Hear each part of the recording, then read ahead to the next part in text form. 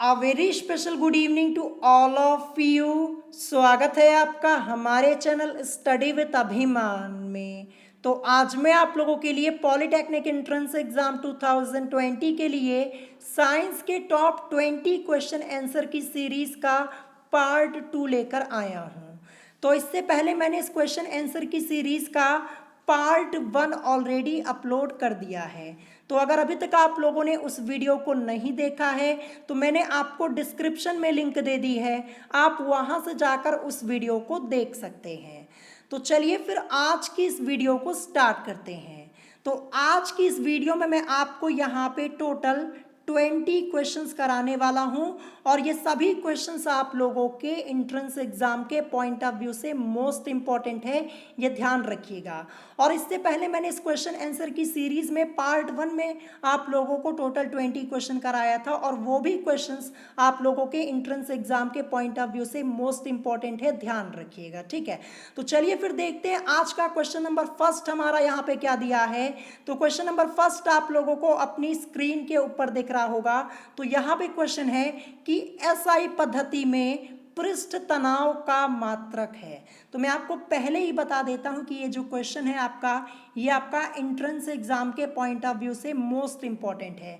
जैसा कि मैंने आप लोगों को कई बार बताया है कि मात्रक से रिलेटेड क्वेश्चंस आप लोगों के एंट्रेंस एग्जाम में जरूर पूछे जाते हैं और मात्रक के ऊपर मैंने एक अलग से वीडियो बनाई हुई है जहां पे मैंने आपको सभी मात्रक डिटेल में बताए हुए हैं। तो अगर उस वीडियो को नहीं देखा है तो आप चैनल पे जाकर देख सकते हैं। तो 4 ऑप्शंस आप लोगों की स्क्रीन के ऊपर आप लोगों को दिख रहे होंगे। तो चलिए सबसे पहले मैं आपको इस क्वेश्चन का करेक्ट आंसर बता देता हूं। तो इस क्वेश्चन का आपका करेक्ट आंसर हो जाएगा ऑप्शन ए यानी न्यूटन पर मीटर। ये आपका इस क्वेश्चन का करेक्ट आंसर हो जाएगा।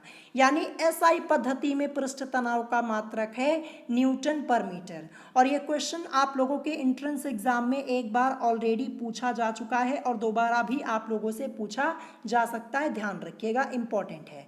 अब चलिए देखते हैं next question, question number second. तो क्वेश्चन नंबर सेकंड आप लोगों को अपनी स्क्रीन के ऊपर दिख रहा होगा।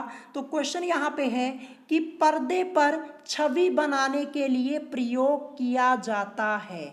4 ऑप्शंस आप लोगों की स्क्रीन के ऊपर आप लोगों को दिख रहे होंगे। क्वेश्चन है कि पर्दे पर छवि बनाने के लिए प्रयोग किया जाता है। ऑप्शन ए दिया है उत्तल लेंस का, ऑप्शन बी अवतल लेंस का, ऑप्शन सी दिया है उत्तल एवं अवतल लेंस का और ऑप्शन डी दिया है इनमें से कोई नहीं। और ये भी क्वेश्चन आप लोगों के एंट्रेंस एग्जाम में पूछा जा चुका है, बहुत पहले पूछा गया था। मैं आप लोगों को बता दूं कि यहाँ पे मैंने कुछ क्वेश्चंस ऐसे ऐड किए हैं जो आप लोगों के एंट्रेंस एग्जाम में बहुत पहले पूछे गए हैं और यही क्वेश्चंस आप लोगों के रिपीट होते हैं, ध्यान रखिएगा। ये सभी क्वेश्चंस आप लोगों के मोस्ट इंपॉर्टेंट है। तो चलिए इस क्वेश्चन का मैं आपको करेक्ट आंसर बता देता हूं। तो क्वेश्चन नंबर सेकंड का आपका करेक्ट आंसर हो जाएगा ऑप्शन ए यानी उत्तल लेंस का। यानी पर्दे पर छवि बनाने के लिए उत्तल लेंस का प्रयोग किया जाता है। ठीक है, आपको ध्यान रखना है कि पर्दे पर छवि बनाने के लिए उत्तल लेंस का प्रयोग करते हैं क्योंकि उत्तल लेंस से वास्तविक प्रतिबिंब बनता है, ये भी ध्यान रखिएगा। तो ऑप्शन ए आपका इस क्वेश्चन का करेक्ट आंसर हो जाएगा। अब चलिए देखते हैं next question, question number third. तो क्वेश्चन नंबर थर्ड आप लोगों को अपनी स्क्रीन के ऊपर दिख रहा होगा और मैं आपको पहले ही बता देता हूं ये क्वेश्चन आप लोगों के एंट्रेंस एग्जाम में एक बार पूछा जा चुका है और बहुत पहले पूछा गया है। और ये भी बता दूं कि ये क्वेश्चन आप लोगों को अपनी अरिहंत की बुक में देखने को नहीं मिलेगा, ध्यान रखिएगा। जैसा कि मैंने आप लोगों को बताया है कि कई क्वेश्चंस आप लोगों के ऐसे होते हैं जो कि आपकी बुक से बाहर से पूछ लिए जाते हैं, यानी सभी क्वेश्चंस आप लोगों की बुक से नहीं पूछे जाते, ये ध्यान रखिएगा। अगर आपके एंट्रेंस एग्जाम में देखिए 100 क्वेश्चंस आते हैं तो उसमें से आपको 20 से 25 क्वेश्चंस ऐसे मिलेंगे जो आपकी बुक के बाहर के होंगे, ध्यान रखिएगा। ठीक है, तो क्वेश्चन यहाँ पे है कि स्थायी चुंबक बनाने के लिए सबसे अधिक उपयुक्त पदार्थ है। तो आपको इस क्वेश्चन में ये ध्यान रखना है क्या पूछा गया है, इस लाइन पे फोकस कीजिएगा। यहाँ पे क्या लिखा है कि सबसे अधिक उपयुक्त पदार्थ है। आपसे पूछा गया है कि स्थायी चुंबक बनाने के लिए सबसे अधिक उपयुक्त पदार्थ है। चार ऑप्शंस आप लोगों की स्क्रीन के ऊपर आप लोगों को दिख रहे होंगे। ऑप्शन ए दिया है steel, option B nickel, option C दिया है मुलायम लोहा और ऑप्शन डी दिया है तांबा। तो इस क्वेश्चन का करेक्ट आंसर क्या हो जाएगा? इस क्वेश्चन का करेक्ट आंसर हो जाएगा ऑप्शन ए यानी स्टील। अब ये स्टील क्यों हुआ? क्योंकि देखिए यहाँ पे आपसे ये पूछा गया है कि स्थायी चुंबक बनाने के लिए सबसे अधिक उपयुक्त पदार्थ, यहाँ पे सबसे अधिक उपयुक्त पदार्थ पूछा गया है, इसीलिए इस क्वेश्चन का करेक्ट आंसर क्या हो जाएगा? ऑप्शन ए हो जाएगा यानी स्टील। इस क्वेश्चन को लिख लीजिएगा, क्वेश्चन आपका मोस्ट इंपॉर्टेंट है, ध्यान रखिएगा। यानी स्थायी चुंबक बनाने के लिए सबसे अधिक उपयुक्त पदार्थ स्टील है, ध्यान रखिएगा, ठीक है। अब चलिए देखते हैं नेक्स्ट क्वेश्चन, क्वेश्चन नंबर 4। तो क्वेश्चन नंबर 4 आप लोगों को अपनी स्क्रीन के ऊपर दिख रहा होगा और ये जो क्वेश्चन है ये भी आप लोगों के एंट्रेंस एग्जाम में पूछा जा चुका है और बहुत पहले पूछा गया है, ध्यान रखिएगा। तो इस क्वेश्चन का रिपीट होने का चांस काफी है। क्वेश्चन है कि तरंग एक स्थान से दूसरे स्थान पर स्थानांतरित करती है। चार ऑप्शंस आप लोगों की स्क्रीन के ऊपर आप लोगों को दिख रहे होंगे। ऑप्शन ए दिया है ऊर्जा, ऑप्शन बी दिया है आयाम, ऑप्शन सी दिया है तरंग दैर्घ्य और ऑप्शन डी दिया है द्रव्य। और मैं आप लोगों को बता दूं कि ये भी क्वेश्चन आप लोगों को अपनी बुक में नहीं मिलेगा, क्योंकि ये जो क्वेश्चन है ये थ्योरी पार्ट के बीच में से बना हुआ है, ध्यान रखिएगा। एक बार मैं फिर से आप लोगों को बता दूं कि सभी क्वेश्चंस आप लोगों को अपनी बुक से नहीं मिलेंगे एंट्रेंस एग्जाम में। और इसके अलावा ये भी मत सोचिएगा कि अगर आप अपनी बुक के एक्सरसाइज के सभी क्वेश्चन लगा के जाते हैं तो उसी में से सभी क्वेश्चंस मिल जाएंगे, क्योंकि क्वेश्चंस जो आप लोगों के होते हैं वो थ्योरी पार्ट के बीच में से भी बन जाते हैं। जैसे ये वाला क्वेश्चन है जो आपका थ्योरी पार्ट के बीच में से बना हुआ है। तो चलिए सबसे पहले मैं आपको इस क्वेश्चन का करेक्ट आंसर बता देता हूं। इस क्वेश्चन का आपका करेक्ट आंसर हो जाएगा ऑप्शन ए यानी ऊर्जा। ये आपका इस क्वेश्चन का करेक्ट आंसर हो जाएगा, यानी तरंग एक स्थान से दूसरे स्थान पर स्थानांतरित करती है ऊर्जा, यानी एक तरंग एक स्थान से दूसरे स्थान तक ऊर्जा का संचरण कर सकती है, ये आपको ध्यान रखना है। तो ऑप्शन ए आपका इस क्वेश्चन का करेक्ट आंसर हो जाएगा। अब चलिए देखते हैं नेक्स्ट क्वेश्चन, क्वेश्चन नंबर 5। तो क्वेश्चन नंबर 5 आप लोगों को अपनी स्क्रीन के ऊपर दिख रहा होगा और ये भी क्वेश्चन आप लोगों के एंट्रेंस एग्जाम में ऑलरेडी एक बार पूछा जा चुका है। क्वेश्चन है कि ड्यूमा विधि प्रयोग की जाती है। क्वेश्चन क्या है कि ड्यूमा विधि प्रयोग की जाती है। ऑप्शन ए दिया है नाइट्रोजन की गुणवत्ता की पहचान के लिए, ऑप्शन बी दिया है नाइट्रोजन की मात्रा के अनुमान के लिए, ऑप्शन सी दिया है हैलोजन की पहचान के लिए और ऑप्शन डी दिया है इनमें से कोई नहीं। तो इस क्वेश्चन का करेक्ट आंसर क्या हो जाएगा? तो इस क्वेश्चन का आपका करेक्ट आंसर हो जाएगा ऑप्शन बी यानी नाइट्रोजन की मात्रा के अनुमान के लिए, यानी ड्यूमा विधि प्रयोग की जाती है नाइट्रोजन की मात्रा के अनुमान के लिए। तो आपको ध्यान रखना है कि ड्यूमा विधि के द्वारा नाइट्रोजन की प्रतिशतता यानी मात्रा की गणना की जाती है, अतः इस विधि के द्वारा नाइट्रोजन का मात्रात्मक आकलन किया जाता है। तो ऑप्शन बी आपका इस क्वेश्चन का करेक्ट आंसर हो जाएगा और ये भी क्वेश्चन आपका इंपॉर्टेंट है, ध्यान रखिएगा। ये क्वेश्चन आपकी बुक में दिया हुआ है, ये भी मैं आपको बता देता हूं। अब चलिए देखते हैं नेक्स्ट क्वेश्चन, क्वेश्चन नंबर 6 यहाँ पे क्या दिया है। तो क्वेश्चन नंबर 6 आपका एक न्यूमेरिकल दिया है जो कि मोस्ट इंपॉर्टेंट है। क्वेश्चन यहाँ पे लिखा है कि दो लेंस जिनकी शक्ति +12 तथा -2 डायोप्टर हैं एक साथ मिलाकर रखे जाते हैं, संयुक्त लेंस की फोकस दूरी कितनी होगी। हमसे यहाँ पे क्या पूछा गया है कि संयुक्त लेंस की फोकस दूरी कितनी होगी। तो ऐसे क्वेश्चंस आप लोगों ने क्लास 12th में कई बार सॉल्व किए होंगे या फिर क्लास 10th में भी आपको ये क्वेश्चन दिखा होगा, ठीक है। तो चलिए सबसे पहले मैं आपको इस क्वेश्चन को सॉल्व करके दिखा देता हूँ। तो देखिए क्वेश्चन क्या है कि दो लेंस जिनकी शक्ति +12 तथा -2 डायोप्टर है एक साथ मिलाकर रखे जाते हैं। देखिए यहाँ पे क्या लिखा है कि एक साथ मिलाकर रखे जाते हैं, संयुक्त लेंस की फोकस दूरी कितनी होगी ये हमें यहाँ पे निकालना है। तो सबसे पहले हम क्या करेंगे, यहाँ पे संयोजन की क्षमता निकालेंगे। तो इसके लिए फॉर्मूला क्या यूज करेंगे, P = P1 + P2। ठीक है, इसी फॉर्मूले का हम यहाँ पे यूज करने वाले हैं। हम यहाँ पे संयोजन की क्षमता निकाल रहे हैं। देखिए हमें यहाँ पे सबसे पहले P की वैल्यू को निकालनी होगी, ठीक है, यानी संयोजन की क्षमता हमें यहाँ पे निकालनी होगी, तभी हम यहाँ पे फोकस दूरी को निकाल पाएंगे। तो यहाँ पे P is equal to P1 plus P2 हो जाएगा। तो P1 की वैल्यू क्या दी है, देखिए जो +12 आपका यहाँ पे है ये P1 की वैल्यू दी है। तो P1 की जगह हम क्या लिखेंगे 12, ये मैंने यहाँ पे लिख दिया। फिर उसके बाद फॉर्मूले में देखिए +P2 है, लेकिन जो P2 की वैल्यू यहाँ पे दी है -2 डायोप्टर दी है। तो ये देखिए फॉर्मूले में प्लस है और यहाँ पे ये -2 है, तो ये माइनस और ये प्लस मिलके आपका माइनस, यानी P2 की वैल्यू तो 2 रख देंगे, यहाँ पे -2 थी लेकिन यहाँ पे फॉर्मूले में प्लस था, तो ये प्लस और ये माइनस मिलके आपका यहाँ पे माइनस हो गया, ठीक है। अब यहाँ पे P इज इक्वल टू हमें क्या मिल जाएगा, 12 में से 2 को लेस करेंगे तो क्या मिल जाएगा 10, और यहाँ पे डायोप्टर में आपका आएगा, ठीक है, क्योंकि हम यहाँ पे संयोजन की क्षमता निकाल रहे हैं, ठीक है। तो यहाँ पे 10 डायोप्टर हमें मिल गया। और हमें यहाँ पे क्वेश्चन में क्या निकालना है, संयुक्त लेंस की फोकस दूरी कितनी होगी, यानी हमें यहाँ पे F निकालना है। तो F is equal to formula आपका एक होता है 100/P, इसी फॉर्मूले का यूज करके हम यहाँ पे निकाल लेंगे। तो P की वैल्यू हमने कितनी निकाली है, यहाँ पे 10 डायोप्टर, जैसा कि आप लोग देख पा रहे होंगे। तो चलिए P की वैल्यू को हम पुट कर देते हैं।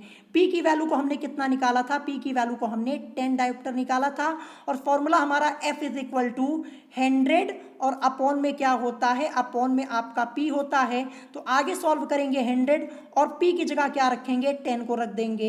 इस 0 से ये 0 आपका कैंसिल हो जाएगा, आएगा 10 और वो भी सेंटीमीटर में आएगा, यानी 10 सेंटीमीटर ये संयुक्त लेंस की फोकस दूरी हो जाएगी। तो चलिए ऑप्शन में चेक करते हैं 10 सेंटीमीटर आखिर दिया कहाँ है।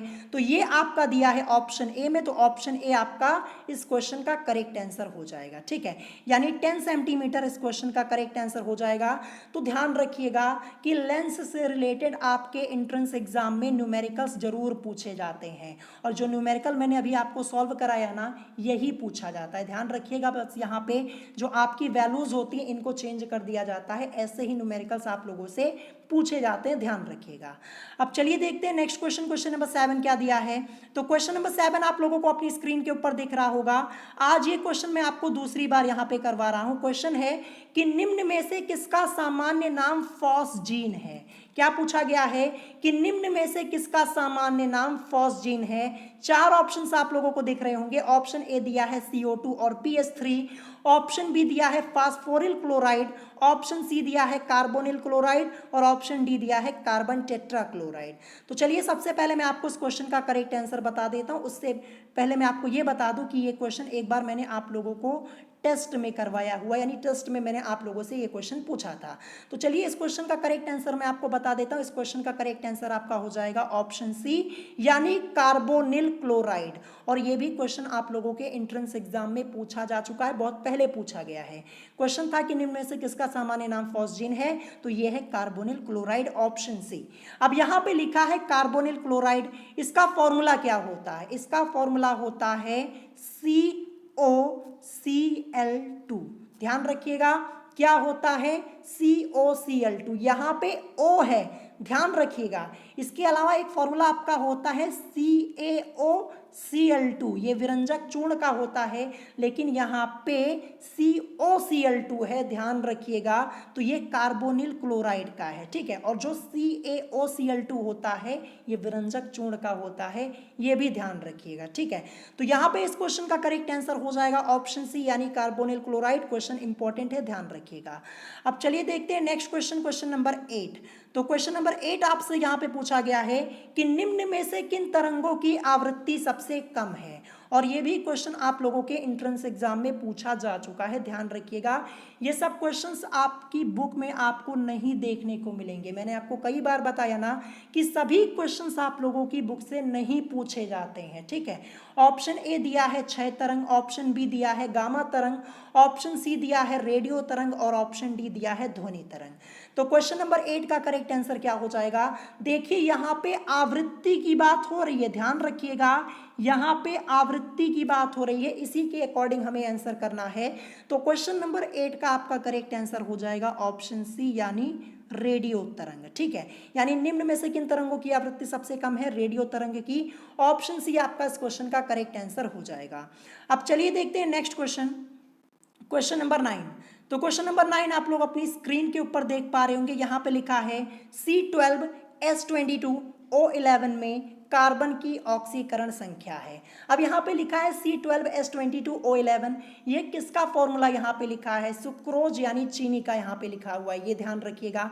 तो आपसे यहाँ पे C12H22O11 में कार्बन की ऑक्सीकरण संख्या पूछी गई है। तो सबसे पहले मैं आप लोगों से यहाँ पे एक क्वेश्चन पूछना चाहूंगा कि क्या आप लोगों को ऑक्सीकरण संख्या निकालनी आती है कि नहीं आती है? कमेंट करके बता दीजिएगा, क्योंकि मैं आप लोगों को बता दूं कि ऑक्सीकरण संख्या से रिलेटेड आपके एंट्रेंस एग्जाम में 1 से 2 क्वेश्चन जरूर पूछा जाता है। तो इंपॉर्टेंट टॉपिक है, अगर आपको नहीं आता तो कमेंट करके जरूर बता दीजिएगा। और मुझे जहां तक लगता है आप लोगों को आता जरूर होगा, क्योंकि ये क्लास 12 का टॉपिक है, आप लोगों ने अभी अभी पढ़ा होगा और आप सब लोगों को आता भी होगा। अगर नहीं आता है तो बता दीजिएगा, नहीं तो फिर जब एंट्रेंस एग्जाम में क्वेश्चन आएगा ना तो आप सॉल्व नहीं कर पाएंगे, फिर मुझे आपको ये टॉपिक अलग से पढ़ाना पड़ेगा। इसीलिए कमेंट करके जरूर बता दीजिएगा। तो यहाँ पे C12H22O11 में हमें कार्बन की ऑक्सीकरण संख्या निकालनी है। तो इसका आंसर अभी मैं आपको नहीं बताऊंगा, सबसे पहले मैं आपको ये सॉल्व करके बताऊंगा, तब मैं आपको आंसर बताऊंगा। तो चलिए मैं साइड में यहाँ पे C12H22 और O11 ये लिख दे रहा हूं, और हमें यहाँ पे C यानी यहाँ पे C12H22O11 में कार्बन की ऑक्सीकरण संख्या निकालनी है हमें यहाँ पे। तो कार्बन मतलब C, इसी की ऑक्सीकरण संख्या निकालनी है। तो जिसकी ऑक्सीकरण संख्या हमें निकालनी होती है उसको हम क्या मान लेते हैं? X मान लेते हैं। तो C को हम यहाँ पे क्या मान लेंगे? X मान लेंगे।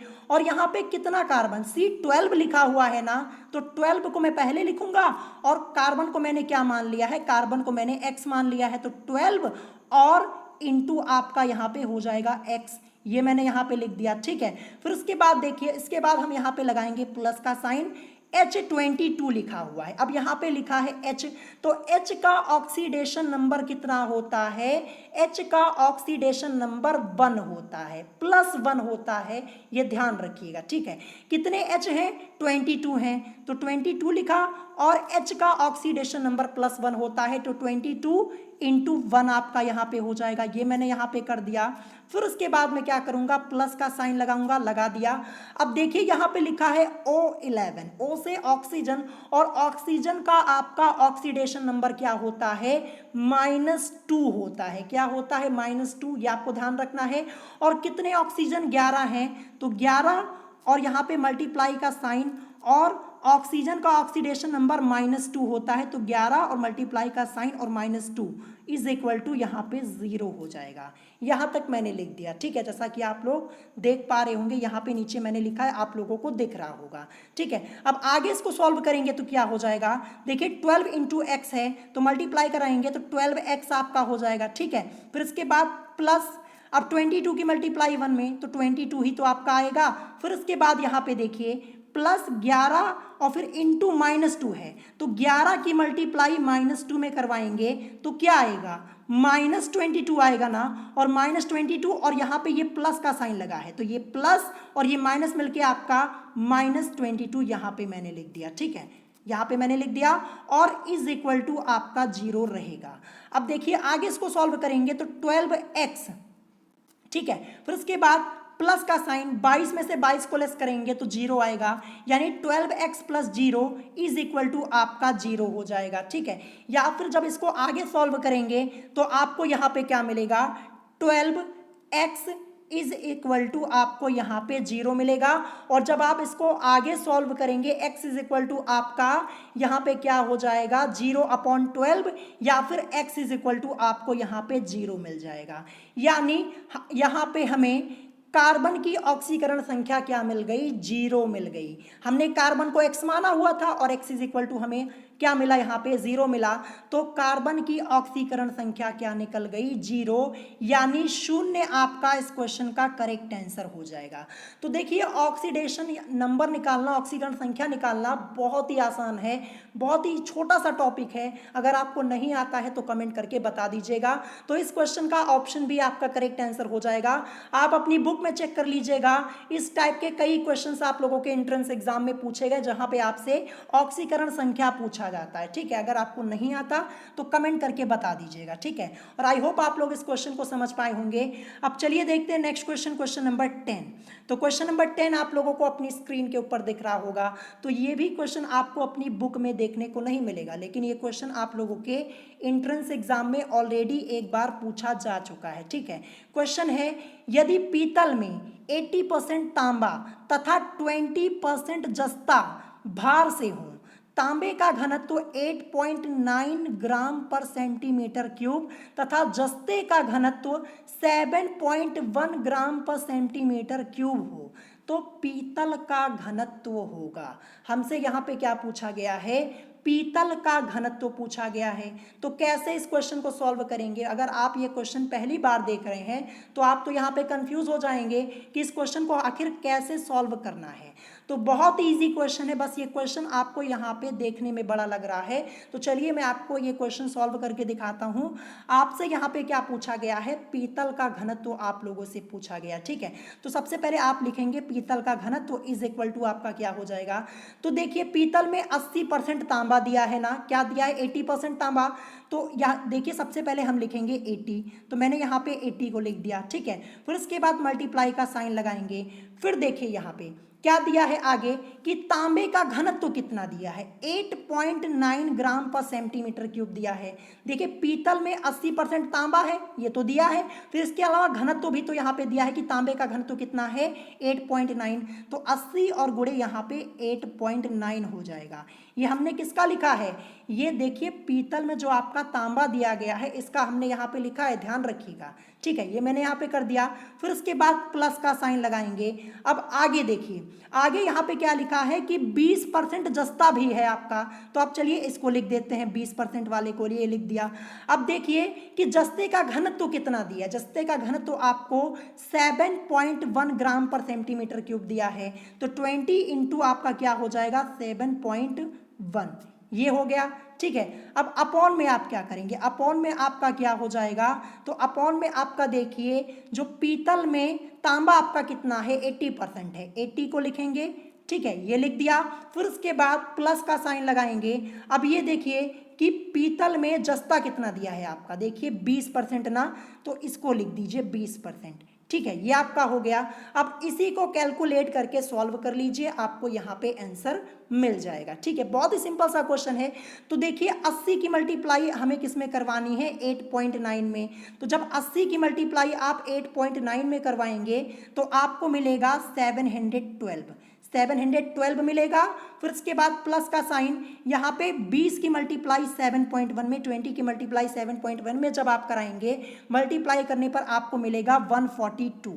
ठीक है, यानी 712 प्लस 142 और 80 में 20 को जोड़ेंगे तो आपको अपॉन में 100 मिल जाएगा। यानी इज इक्वल टू हमें यहाँ पे क्या मिला, 712 प्लस 142 और अपॉन में 100। अब 712 प्लस 142 करेंगे तो आपको क्या मिलेगा, आपको मिल जाएगा 854। ऊपर मैं लिख दे रहा हूं, यहाँ पे जगह नहीं है तो 854 मैंने लिख दिया। और अपॉन में आपका ये 100 है, ये तो रहेगा ही। अब इसको सॉल्व कर लीजिए। ठीक है, 854 अपॉन 100 जब आप इसको सॉल्व करेंगे तो सॉल्व करने पर आपको क्या मिलेगा, सॉल्व करने पर आपको मिलेगा 8.5 और क्या आएगा 8.5 ग्राम पर सेंटीमीटर क्यूब, वो भी लगभग आपका आएगा। ठीक है, तो चलिए देखते हैं ऑप्शन में कहाँ पे दिया है। ऑप्शन में दिया है 8.5 ग्राम पर सेंटीमीटर क्यूब लगभग। ऑप्शन ए आपका इस क्वेश्चन का करेक्ट आंसर हो जाएगा। तो बहुत ही सिंपल सा क्वेश्चन है, बस आपको पता होना चाहिए कि कैसे इसको सॉल्व करना है। अगर एक बार सॉल्व किए रहेंगे तभी तो कर पाएंगे। अभी अचानक आपके सामने ये क्वेश्चन ला के रख दिया जाए, आपको पता ही नहीं चलेगा आखिर इसमें हमें करना क्या है। तो इसकी प्रैक्टिस कर लीजिएगा और क्वेश्चन को नोट भी कर लीजिएगा, आपसे पूछा जा सकता है। ऐसे ही न्यूमेरिकल्स पूछे जाते हैं आप लोगों से, कुछ न्यूमेरिकल्स एकदम अलग पूछ लिए जाते हैं जिसमें आप लोग हो जाते हैं कंफ्यूज, ध्यान रखिएगा। तो ऑप्शन ए आपका इस क्वेश्चन का करेक्ट आंसर हो जाएगा। अब चलिए देखते हैं नेक्स्ट क्वेश्चन, क्वेश्चन नंबर 11। तो क्वेश्चन नंबर 11 आप लोगों को अपनी स्क्रीन के ऊपर दिख रहा होगा। क्वेश्चन नंबर 11 है कि निम्नलिखित ईंधनों में से किसका कैलोरी मान सर्वाधिक होगा। तो इस क्वेश्चन का आंसर आपको कमेंट करके बताना है, ठीक है। ध्यान रखिएगा क्योंकि ये टॉपिक मैंने आप लोगों को पूरा डिटेल में पढ़ाया हुआ है।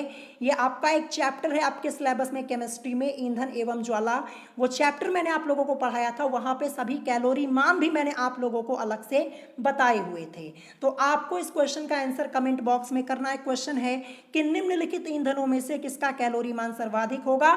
चार ऑप्शंस आप लोगों को यहां पे दिख रहे होंगे। ऑप्शन ए लकड़ी, option B LPG, option C hydrogen gas और ऑप्शन डी दिया है कोयला। और ये क्वेश्चन आप लोगों के एंट्रेंस एग्जाम में पूछा जा चुका है, ध्यान रखिएगा, ठीक है। तो इस क्वेश्चन का आंसर आपको कमेंट बॉक्स में करना है, कमेंट करके आंसर जरूर बताइएगा। अब चलिए देखते हैं नेक्स्ट क्वेश्चन, क्वेश्चन नंबर 12। तो क्वेश्चन नंबर 12 ये न्यूमेरिकल है और ये न्यूमेरिकल आपके पॉलिटेक्निक एंट्रेंस एग्जाम में ऑलरेडी एक बार पूछा जा चुका है, ठीक है।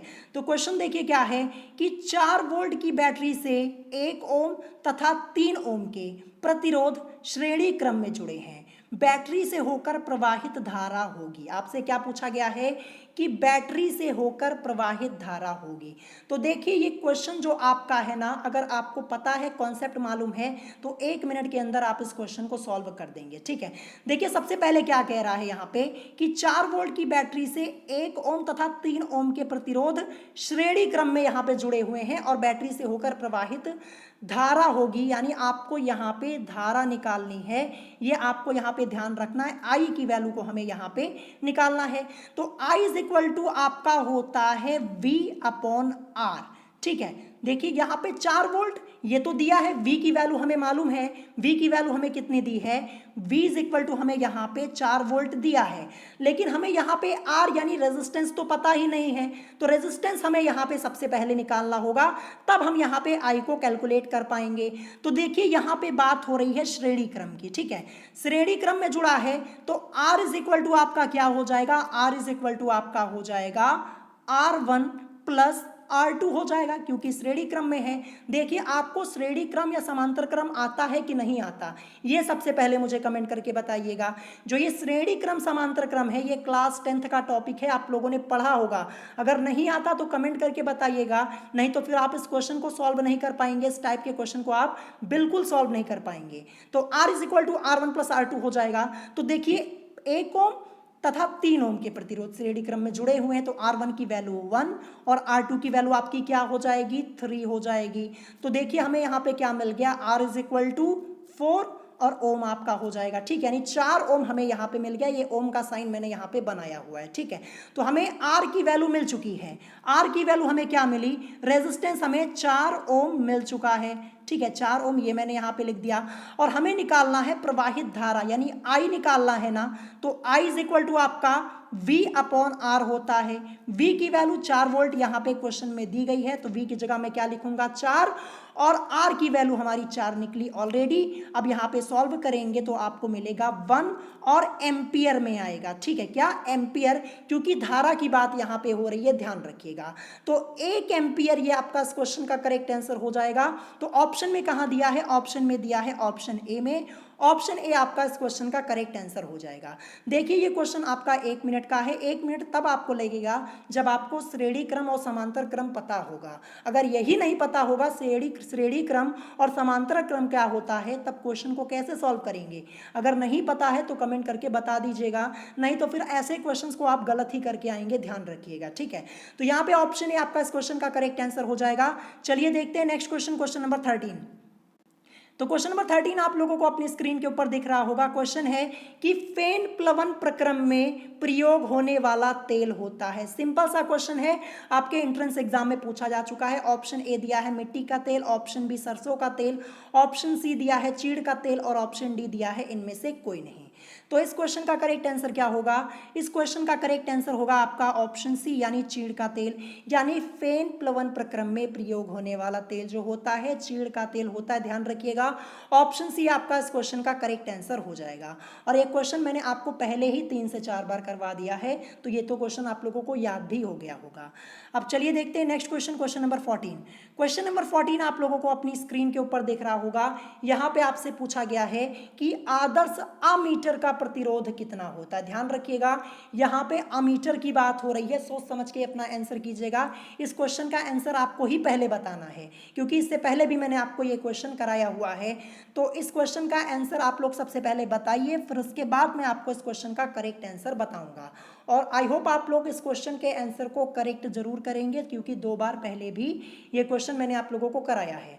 तो चलिए अब मैं आपको इस क्वेश्चन का करेक्ट आंसर बता देता हूँ। इस क्वेश्चन का आपका करेक्ट आंसर हो जाएगा ऑप्शन सी यानी शून्य। ठीक है, यानी आदर्श अमीटर का प्रतिरोध कितना होता है? शून्य होता है। ऑप्शन सी आपका इस क्वेश्चन का करेक्ट आंसर हो जाएगा। ठीक है, क्वेश्चन इंपॉर्टेंट है, आपसे पूछा जा सकता है। अब चलिए देखते हैं नेक्स्ट क्वेश्चन, क्वेश्चन नंबर 15। तो क्वेश्चन नंबर 15 आप लोगों को अपनी स्क्रीन के ऊपर दिख रहा होगा, और ये क्वेश्चन आप लोग पहली बार यहाँ पे देख रहे होंगे, और ये क्वेश्चन आप लोगों के एंट्रेंस एग्जाम में एक बार पूछा जा चुका है। ध्यान रखिएगा, क्वेश्चन क्या है कि डिटर्जेंट पाउडर में सोडियम सिलिकेट का कार्य है। आपको बताना है, यहाँ पे इस क्वेश्चन में पूछा गया है कि डिटर्जेंट पाउडर में सोडियम सिलिकेट का कार्य है। 4 ऑप्शन आपका दिया है। ऑप्शन ए लिखा है कि मैल अधिक दूर करना तथा मैल को पुनः जमने से रोकना, ये आपका यहाँ पे लिखा हुआ है। ठीक है, फिर इसके बाद ऑप्शन बी लिखा है कि पाउडर की क्षारकता बढ़ाना। ऑप्शन सी दिया है अधिक झाग बनाना, और ऑप्शन डी दिया है कठोर जल को मृदु करना। तो जैसा कि मैंने आपको बताया कि ये क्वेश्चन पहली बार आया है, तो यहाँ पे मैक्सिमम लोगों को कंफ्यूजन हो रहा होगा, और ये क्वेश्चन आपकी बुक में भी नहीं दिया है। ठीक है, ये क्वेश्चन आपका अलग से पूछा गया है और आपके एंट्रेंस एग्जाम में पूछा जा चुका है, ये ध्यान रखिएगा। तो इस क्वेश्चन का करेक्ट आंसर क्या हो जाएगा? तो डिटर्जेंट पाउडर में सोडियम सिलिकेट का क्या कार्य है? इस क्वेश्चन का करेक्ट आंसर हो जाएगा ऑप्शन ए। ऑप्शन ए आपका इस क्वेश्चन का करेक्ट आंसर हो जाएगा, यानी डिटर्जेंट पाउडर में सोडियम सिलिकेट का कार्य मैल को दूर करना तथा मैल को पुनः जमने से रोकना है। तो यही तो यहाँ पे लिखा है कि मैल अधिक दूर करना तथा मैल को पुनः जमने से रोकना। तो ऑप्शन ए आपका इस क्वेश्चन का करेक्ट आंसर हो जाएगा। इस क्वेश्चन को लिख लीजिएगा, आपको अपनी बुक में नहीं मिलेगा, ध्यान रखिएगा। ठीक है, अब चलिए देखते हैं नेक्स्ट क्वेश्चन, क्वेश्चन नंबर 16। तो क्वेश्चन नंबर 16 आप लोगों को अपनी स्क्रीन के ऊपर दिख रहा होगा। क्वेश्चन है कि विद्युत ऊर्जा नापने का यंत्र है। आपको बताना है कि विद्युत ऊर्जा नापने का यंत्र है। ऑप्शन ए दिया है स्विच, ऑप्शन बी वॉट घंटा meter, option C volt meter, और ऑप्शन डी दिया है प्लग। तो ये भी क्वेश्चन आप लोगों के एंट्रेंस एग्जाम में पूछा जा चुका है, ये मैं आप लोगों को बता दूं। तो इस क्वेश्चन का करेक्ट आंसर क्या हो जाएगा? इस क्वेश्चन का करेक्ट आंसर होगा ऑप्शन बी, यानी वॉट घंटा मीटर।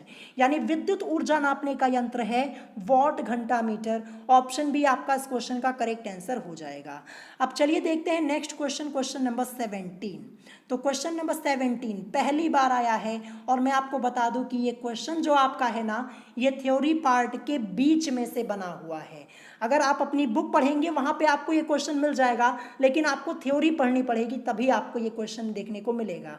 और ये भी क्वेश्चन आप लोगों के एंट्रेंस एग्जाम में पूछा गया है। क्वेश्चन है कि कौन सी गैस कीप उपकरण द्वारा बनाई जाती है। सोचिए, अगर आपसे यही क्वेश्चन आप लोगों के एंट्रेंस एग्जाम में पूछ लिया जाए तो आपको कितना कंफ्यूजन होगा। इसीलिए मैंने यहाँ पे ये क्वेश्चन आंसर की सीरीज स्टार्ट की। यहाँ पे मैं थोड़े डिफरेंट क्वेश्चंस आप लोगों को कराऊंगा। कुछ क्वेश्चन आपको अपनी बुक में देखने को नहीं मिलेंगे, क्योंकि ये बाहरी क्वेश्चंस होते हैं जो आप लोगों से पूछे जाते हैं। तो इसीलिए मैं आपको ये क्वेश्चन आंसर की सीरीज करवा रहा हूँ।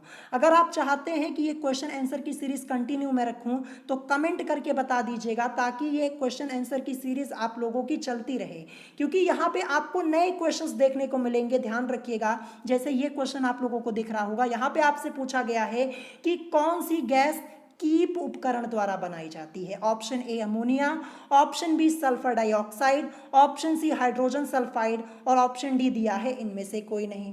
तो इस क्वेश्चन का करेक्ट आंसर क्या होगा? इस क्वेश्चन का करेक्ट आंसर होगा हाइड्रोजन सल्फाइड, यानी H2S, ये इसका फॉर्मूला होता है।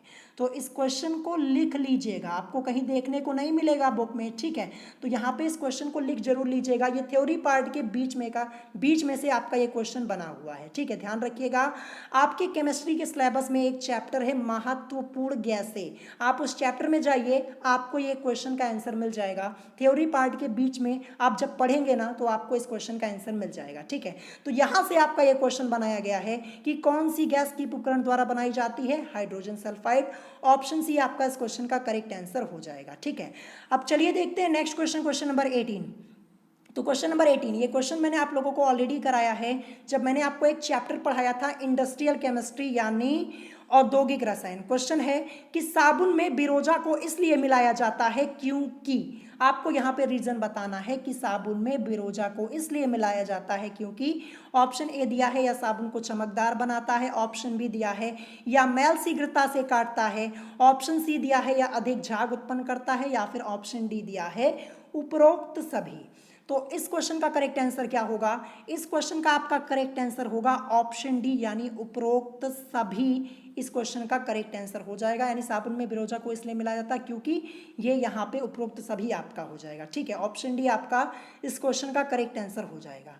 तो ये क्वेश्चन मैंने आप लोगों को ऑलरेडी एक बार कराया हुआ है, चैप्टर जाके पढ़ लीजिएगा औद्योगिक रसायन, आपको क्वेश्चन मिल जाएगा। अब चलिए देखते हैं नेक्स्ट क्वेश्चन, क्वेश्चन नंबर 19। तो क्वेश्चन नंबर 19 आप लोगों को अपनी स्क्रीन के ऊपर दिख रहा होगा, एक न्यूमेरिकल यहाँ पे आया है। क्वेश्चन है कि दो समतल दर्पणों के बीच रखे फूल के कुल 11 प्रतिबिंब बनते हैं, दर्पण के बीच कोण है। यहाँ पे हमें दर्पण के बीच कोण निकालना है। 4 ऑप्शन आप लोगों को दिख रहे होंगे, ऑप्शन ए दिया है 30 degree, option B 60 degree, option C दिया है 72 डिग्री और ऑप्शन डी दिया है 36 डिग्री। तो इस क्वेश्चन को सॉल्व करने के लिए फॉर्मूला क्या लगेगा, यहाँ पे समतल दर्पण की बात हो रही है और देखिए क्वेश्चन क्या है कि दो समतल दर्पणों के बीच रखे फूल के कुल 11 प्रतिबिंब बनते हैं, दर्पण के बीच कोण है। और ये क्वेश्चन आप लोगों के एंट्रेंस एग्जाम में पूछा जा चुका है, ध्यान रखिएगा। तो यहाँ पे हम फॉर्मूला क्या यूज करेंगे, फॉर्मूला यूज करेंगे n is equal to 360 upon theta minus 1। इसी फॉर्मूले का हम यहाँ पे यूज करने वाले हैं। तो रुकिए मैं इस फॉर्मूले को ऊपर साइड में लिख देता हूँ, नहीं नीचे जगह नहीं मिलेगी क्वेश्चन सॉल्व करने के लिए। तो n is equal to 360 upon में आपका थीटा और -1 ये होगा, ठीक है। अब देखिए यहाँ पे क्या लिखा है कि दो समतल दर्पणों के बीच रखे फूल के कुल 11 प्रतिबिंब बनते हैं, यानी n की वैल्यू हमें यहाँ पे पता है। तो n की वैल्यू क्या रखेंगे हम यहाँ पे 11, क्योंकि 11 प्रतिबिंब बनते हैं ना, तो n की जगह हम क्या रख देंगे 11। 11 इज इक्वल टू आपका 360 अपॉन में थीटा और ये -1 आपका एज इट इज यहाँ पे रहेगा। अब देखिए ये -1 इधर है ना, इसको हम क्या करेंगे बराबर के इधर ले आएंगे, ठीक है। इधर ले आएंगे तो क्या हो जाएगा, इधर माइनस में जब इधर आएगा तो प्लस में हो जाएगा, यानी क्या हो जाएगा 11 तो है ही और इधर माइनस में इधर आएगा +1 हो जाएगा और 11 + 1 आपका 12 हो जाएगा। क्या हो जाएगा 11 + 1 आपका क्या हो जाएगा यहाँ पे 12 हो जाएगा। तो मैं अगले स्टेप में यहाँ पे 12 डायरेक्ट लिख दे रहा हूँ, ठीक है। उपकिनारे मैंने आपको समझा दिया, तो यहाँ पे अब आपका 12 हो जाएगा और 12 इज इक्वल टू आपका 360 और अपॉन में आपका थीटा हो जाएगा, ठीक है। और हमसे यहाँ पे क्वेश्चन में थीटा की वैल्यू पूछी हुई है, तो थीटा को हम लाएंगे आगे। तो थीटा इज इक्वल टू आपका क्या हो जाएगा, थीटा इज इक्वल टू आपका 360 और अपॉन में आपका 12 हो जाएगा। अब इसको सॉल्व करेंगे तो क्या हो जाएगा 12 3 आपका कितना होता है 36 होता है और यहाँ पे 0 तो है ही, तो ये 0 तो रहेगा ही और ये 12 1 12 आपका हो गया। तो 30 डिग्री इस क्वेश्चन का करेक्ट आंसर हो जाएगा। थीटा की वैल्यू क्या मिल गई 30 डिग्री मिल गई। कितनी आसानी से हमने इस क्वेश्चन को सॉल्व कर लिया। आसान तब है जब आपको फॉर्मूला पता है, अगर फॉर्मूला नहीं पता तो क्वेश्चन आप सॉल्व नहीं कर पाएंगे। और ऐसे क्वेश्चन मैंने आप लोगों को ऑलरेडी सॉल्व कराए हैं, ये मैं आपको पहले ही बता देता हूँ। मैं आप लोगों को बता दूँ फिजिक्स में जहाँ से जिस चैप्टर से आपके ज़्यादा न्यूमेरिकल्स पूछे जाते हैं वो चैप्टर मैंने आप लोगों को ऑलरेडी पढ़ा दिया है, मैं आपको एक बार फिर से बता दे रहा हूँ, ठीक है। तो यहाँ पे इस क्वेश्चन का करेक्ट आंसर हो जाएगा 30 डिग्री, ऑप्शन ए आपका इस क्वेश्चन का करेक्ट आंसर हो जाएगा। अब चलिए देखते हैं आज का लास्ट क्वेश्चन, क्वेश्चन नंबर 20, जो कि आपको अपनी स्क्रीन के ऊपर दिख रहा होगा। क्वेश्चन क्या है, यहाँ पे लिखा है कि एक व्यक्ति एक दीवार को धक्का देता है पर विस्थापित करने में असफल रहता है, वह करता है ऑप्शन ए दिया है कोई भी कार्य नहीं, ऑप्शन बी ऋणात्मक कार्य, ऑप्शन सी धनात्मक किंतु अधिकतम कार्य नहीं, और ऑप्शन डी दिया है अधिकतम कार्य करता है। तो ये आपका टोटली कॉन्सेप्चुअल क्वेश्चन है और बहुत ही इजी क्वेश्चन है, और ये भी आपके एंट्रेंस एग्जाम में पूछा जा चुका है, ध्यान रखिएगा। तो चलिए सबसे पहले मैं आपको इस क्वेश्चन का करेक्ट आंसर बता देता हूँ। क्वेश्चन नंबर 20 का आपका करेक्ट आंसर होगा ऑप्शन ए, यानी कोई भी कार्य नहीं। ऐसा क्यों? देखिए यहाँ पे क्या लिखा है क्वेश्चन की, एक व्यक्ति एक दीवार को धक्का देता है पर विस्थापित करने में असफल रहता है। इसी लाइन को देखिए क्या कह रहा है यहाँ पे कि विस्थापित करने में असफल रहता है। देखिए यहाँ पे जब विस्थापित करने में असफल रहता है इसका मतलब क्या है? विस्थापन क्या है? विस्थापन शून्य है ना, क्योंकि विस्थापन शून्य है अतः किया गया कार्य भी क्या हो जाएगा? शून्य हो जाएगा, यानी कोई भी कार्य नहीं। ठीक है, यानी ऑप्शन ए आपका इस क्वेश्चन का करेक्ट आंसर हो जाएगा, कोई भी कार्य नहीं यानी शून्य। ठीक है, तो ऑप्शन ए आपका इस क्वेश्चन का करेक्ट आंसर हो जाएगा। तो यहाँ पे आज की इस वीडियो में मैंने आपको कराए टोटल 20 क्वेश्चंस, और ये सभी क्वेश्चंस आप लोगों के मोस्ट इंपॉर्टेंट है, ध्यान रखिएगा। तो ये हमारी इस क्वेश्चन आंसर की सीरीज का पार्ट 2 था। टोटल मिला के कल मैंने आपको 20 क्वेश्चन कराए और आज आपको 20 कराए, 40 क्वेश्चंस मैंने आपको यहाँ पे इंपॉर्टेंट कराए हुए हैं। और अगर आप आगे चाहते हैं कि इस क्वेश्चन आंसर की सीरीज को मैं कंटिन्यू रखूं तो कमेंट करके बता दीजिएगा, मैं आपको सभी इंपॉर्टेंट क्वेश्चन सॉल्व करवा दूंगा जो कि आपके एंट्रेंस एग्जाम के पॉइंट ऑफ व्यू से इंपॉर्टेंट होंगे। और साथ ही साथ मैं आपको न्यूमेरिकल्स भी सॉल्व करवा दूंगा, और जो न्यूमेरिकल्स इंपॉर्टेंट थे जिस चैप्टर से पूछे जाते हैं वो तो मैंने आपको ऑलरेडी सॉल्व करा दिए हैं। ठीक है, तो अगर आज की इस वीडियो में आपको कोई बात नहीं समझ में आई हो तो आप मुझसे कमेंट करके पूछ सकते हैं, और अगर आज की वीडियो आप लोगों को पसंद आई हो तो वीडियो को लाइक करना मत भूलिएगा, और साथ ही साथ हमारे चैनल स्टडी विद अभिमान को सब्सक्राइब करना मत भूलिएगा। तो आज की वीडियो में इतना ही, मिलेंगे नेक्स्ट वीडियो में। Thanks for watching.